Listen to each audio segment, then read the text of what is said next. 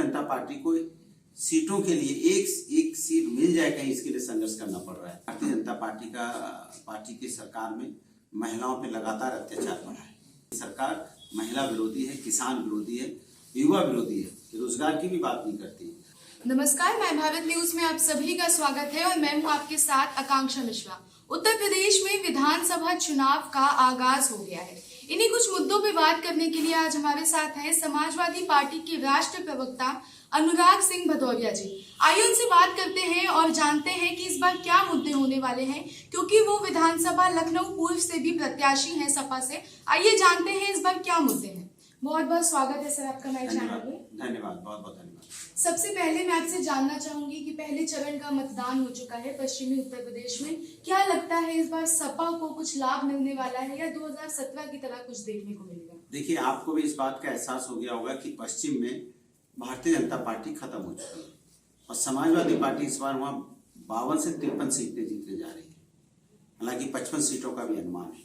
ये हालत हो गई है कि अब भारतीय जनता पार्टी को सीटों के लिए एक सीट मिल जाए कहीं, इसके लिए संघर्ष करना पड़ रहा है। पश्चिम की वोटरों ने बता दिया है कि इस बार पूरे उत्तर प्रदेश में परिवर्तन होने जा रहा है। लखनऊ पूर्व विधानसभा से आप प्रत्याशी हैं, वहाँ के क्या मुद्दे रहने वाले हैं इस बार?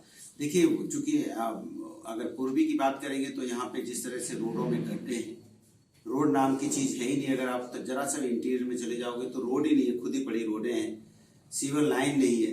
किस तरह से नालियां ऊपर से, माने क्या बोले हम, उसमें शब्दों का भी इस्तेमाल नहीं कर सकते कि रास्तों में किस तरह से पूरी की पूरी बदबूदार रास्ते बन चुके हैं पूर्वी में। जहाँ तक कि छोटे छोटे बच्चे हैं वो गलियों में किस तरह से खेलते हैं, उनको खेलो तो आपको दया आ जाएगी कि छोटे बच्चे हैं, इनका विकास कैसे होगा जब इनको खेलने के लिए ग्राउंड नहीं मिलेगा। ग्राउंड की कमी है, छोटे छोटे ग्राउंड बनाने की जरूरत है यहाँ पे, जिससे बच्चे खेल पाए, उनकी पर्सनालिटी डेवलप हो पाए। एजुकेशन की कोई हब नहीं बनाया कि कम से कम एक एजुकेशन हब यहाँ बनना चाहिए था, क्योंकि इतना बड़ा क्षेत्र है ये, मोस्टली 4.5-5 लाख आबादी वाला क्षेत्र है, जहाँ पे लोगों के लिए व्यवस्थाएं होनी चाहिए थी जो नहीं है। इसलिए कह रहे हैं ना कि पूर्वी में विकास की जरूरत है जो नहीं है। हम समाजवादी लोग आते ही सबसे पहले रोड को ठीक करेंगे, गड्ढे दूर करेंगे, सीवर लाइन बिछाएंगे, रोडों की फेंसिंग करेंगे, यहाँ पे स्पोर्ट्स छोटे छोटे बच्चों के खेलने के लिए ग्राउंड बनाएंगे, कैसे यहाँ पे आईटी हब आए, कैसे यहाँ पे हम आईटी इंडस्ट्री को बैठा पाए जिससे उनको लाके रोजगार मिले, इसके बारे में काम करेंगे। जो अभी सबसे बड़ा मुद्दा है वो ये है उन्नाव में जो शव बरामद हुआ है दलित लड़की का, उसको लेकर अभी तक भाजपा पर सवाल उठ रहे थे, अब सपा को घेरा जा रहा है, तो इस पे आप क्या कहना चाहेंगे?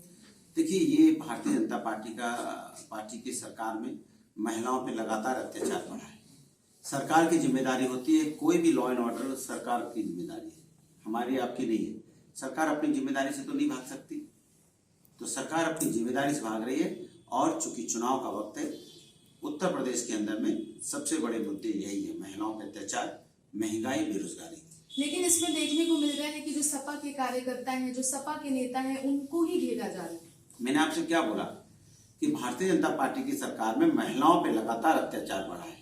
ये सरकार, जिस तरह देखा होगा आपने, ये सरकार महिला विरोधी है, किसान विरोधी है, युवा विरोधी है, रोजगार की भी बात नहीं करती। और आम जनता, जिस तरह से कोविड काल में लोगों की मौतें हुई और ऑक्सीजन की कमी से लोग लगातार मौतें हो रही थी, उत्तर प्रदेश के मुख्यमंत्री कह रहे थे ऑक्सीजन की कमी की कोई बात करेगा, हॉस्पिटल में बेड की कोई कमी की बात करेगा तो उसको एनएसए लगा देंगे, उसके ऊपर कार्रवाई होगी, उसकी संपत्ति कुर्क कर ली जाएगी। तो ये मानवता तो नहीं है। किसी की माँ की बेटी की डेथ हो रही है और आप कह रहे हो कि आप अगर कहोगे ऑक्सीजन की कमी से अगर मौत हुई है तो आपकी संपत्ति जब्त कर ली जाएगी। ये तो एक तरह से क्रूरता है। तो इस तरह से जो सरकार, इस तरह की जो सरकारें होती हैं वो जनता के भले के लिए भी होती है, वो अपने भले के लिए होती है। इस बार समाजवादी पार्टी जनता की सरकार होगी, जनता के भले के लिए होगी, जनता द्वारा बनाई जाएगी, जनता के लिए काम करेगी।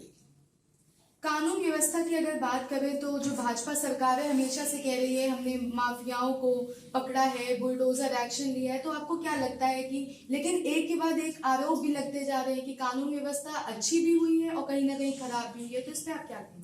कानून व्यवस्था इतनी अच्छी है तो यहाँ पे चोरी, डकैती, हत्या, लूट, मार, बलात्कार, अपहरण क्यों बढ़ते चले जा रहे हैं? क्यों माफिया यहाँ पे सरेआम क्रिकेट खेल रहे हैं? माफियाओं पे इनाम है, माफिया क्रिकेट खेल रहा है, आखिर ऐसा क्यों? क्यों यहाँ पे लगातार अत्याचार बढ़ा है?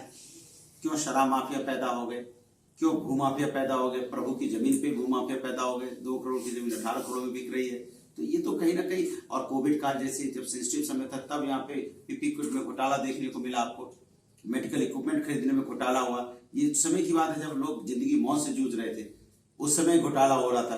तो सोचो टीचर भर्ती में घोटाला, घोटाले की बात करें तो घोटाला ही घोटाला है, लेकिन ये सरकार असली मुद्दों से जनता का ध्यान रखती है। लेकिन वो पलट के यही कहते हैं कि अगर अखिलेश यादव की सरकार बनती है यूपी में तो तुष्टीकरण की राजनीति होने लगेगी, फिर से दंगे बढ़ जाएंगे। मैंने आपसे क्या बोला, वो महंगाई बेरोजगारी पे बातें नहीं करते, यूथ की समस्या पे बातें नहीं करते। यही तो समस्या है, सबसे बड़ी समस्या यही है कि वो जनता के मुद्दों पे बात नहीं करते।